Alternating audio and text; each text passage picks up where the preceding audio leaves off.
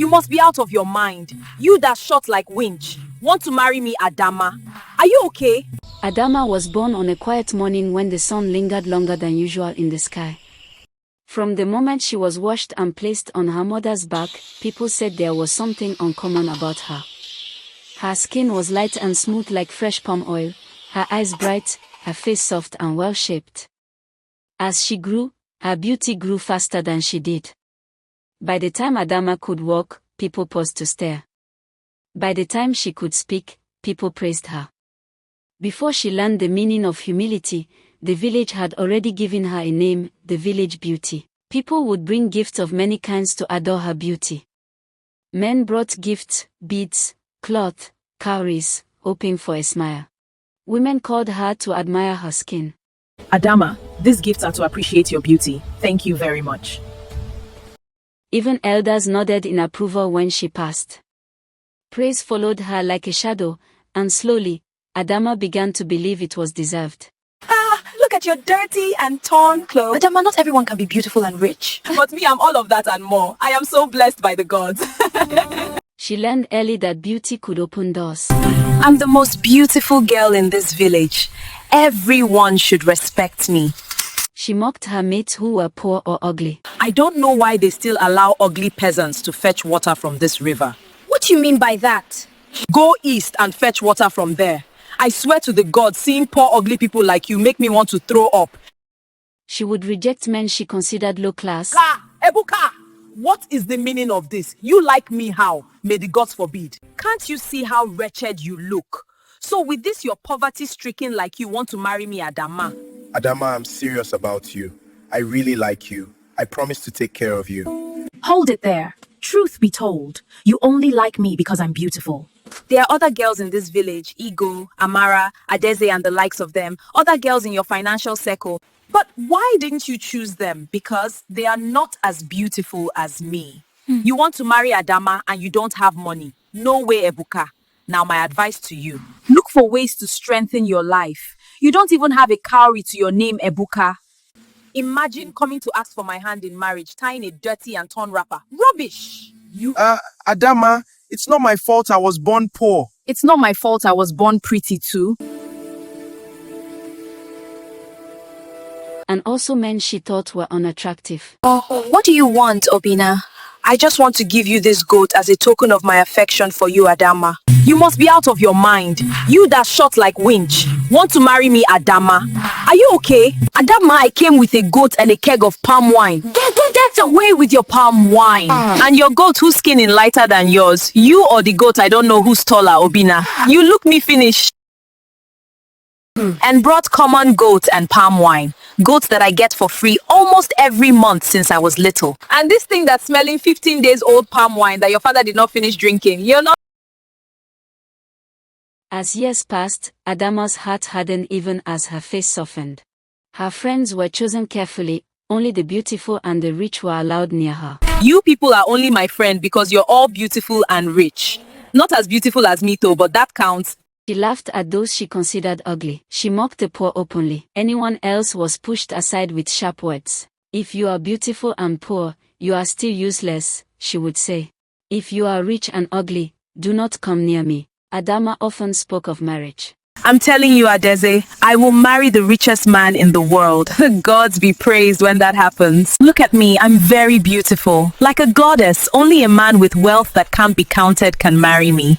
One season, a prince from a nearby land came to ask for her hand. He was noble, powerful, and extremely wealthy, but his face was plain, even unpleasant to look at.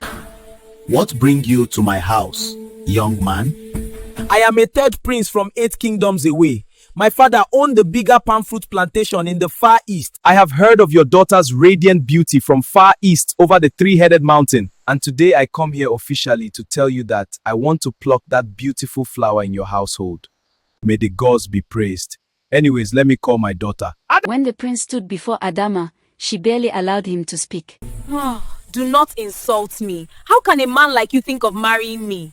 Your wealth cannot wash away your ugliness. Go away! The prince bowed his head in shame. He stood there with his gifts waiting for Adamma to change her mind, but instead she shouted, Leave my father's house. Take your riches, your ugliness. As you can see, I'm too pretty for you and I don't have your time. She turned away, leaving the prince, his guards, embarrassed. Later that day, as Adamma fetched water from the river, her pot slipped. The prince happened to pass by and helped her lift it. Adamma adjusted the pot on her head and said proudly, What are you still doing here? Are you not supposed to be halfway to the east by now? And just because you caught me, doesn't mean I should be jumping and grateful to you. People help me because I'm beautiful and that's a fact. She walked away without gratitude. She met an old woman bent under the weight of a large black pot. The woman stumbled and fell, and dark liquid splashed onto Adamma's leg. Blind old woman, have you no sense? Look at what you have done to my skin. Sorry for My daughter, I'm sorry. Sorry for yourself! You saw a beautiful girl, became jealous, and decided to spill dirty black tar-looking thick liquid on her. Child, do not insult people because of what you think you are. Beauty is borrowed, not owned. I am the most beautiful girl in this village. Even the king admires my beauty, if not that he has no son. Only daughters. I would already be married to the prince of this land, so mind how you speak to me. Beauty can deceive. Pride blinds the eyes. Be kind to people while you still can. My beauty will protect me. Go and give your advice to haggard, ugly people like you. Then listen carefully. A day will come when your beauty will lead you where you cannot return from. When that day comes, remember this moment. Adamma turned away, hissing angrily. The following morning, the village awoke to the sound of drums. At first, the drums were slow and distant, like a heartbeat carried by the wind. Then they grew louder, richer, and more deliberate. People stepped out of their huts, murmuring among themselves. Children ran toward the village square. Elders leaned on their staffs, curious and alert. A prince had come. Not just any prince, but one whose presence seemed to bend attention toward him. He was tall, well-built, and so handsome that even the sun appeared to pause upon his face. His skin shone, his teeth were white, and his eyes held a calm confidence that unsettled and attracted all at once. Never in the memory of the elders had such a figure entered the village. Adamma stepped out to look, and her breath caught. This is the man I have been waiting for, not those other urchins, She said aloud. The prince bowed respectfully and spoke with a voice as smooth as flowing water. I had heard of you from lands far beyond the village. The spirits themselves had guided me to you. Adamma's heart swelled with pride. Her mother watched closely. Something about the prince troubled her spirit. Though he smiled, his eyes never fully warmed. Though he spoke kindly, his words felt rehearsed, as if spoken many times before. My husband, let us wait. Let us ask questions. Something about this prince doesn't feel right. But Adamma's father could no longer hear caution. His eyes were fixed on the wealth spread before him. Greed tightened its grip around his heart. The gods have favored our family woman. Why delay what destiny has brought? Or have you now turned into enemy of your daughter's progress? I want what is best for her. Then stop standing in her way. Some villagers felt uneasy that Adamma's parents didn't ask questions about where the prince is from. Others just wanted to enjoy from the feast.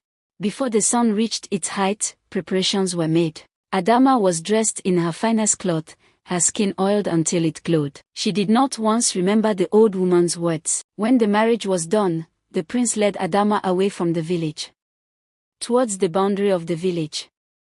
Villagers and guards followed behind with joy and pride, until they reached the boundary. Suddenly, the air changed. The drums fell silent.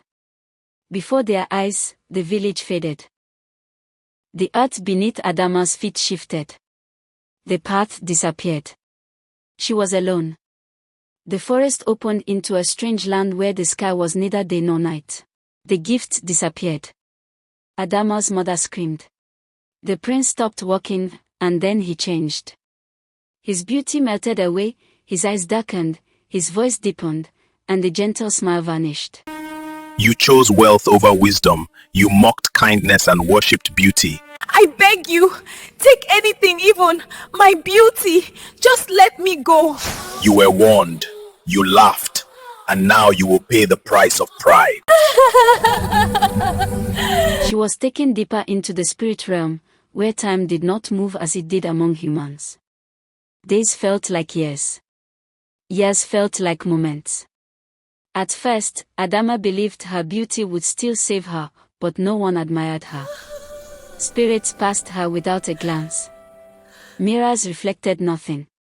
Her once praised face became meaningless. Slowly, Adamma understood. Her punishment was not pain, it was emptiness. She remained beautiful, but beauty had no power there. And so, Adamma remained trapped beyond the boundary of the living world. Sometimes, when the wind blows strangely at the edge of the village, they say it carries her voice. So listen, children. Pride is the road spirits walk freely. Beauty without humility is a curse disguised as a gift. Those who look down on others invite spirits to look down on them. Do not mock others. If you worship beauty, your pride will invite evil spirits to walk beside you.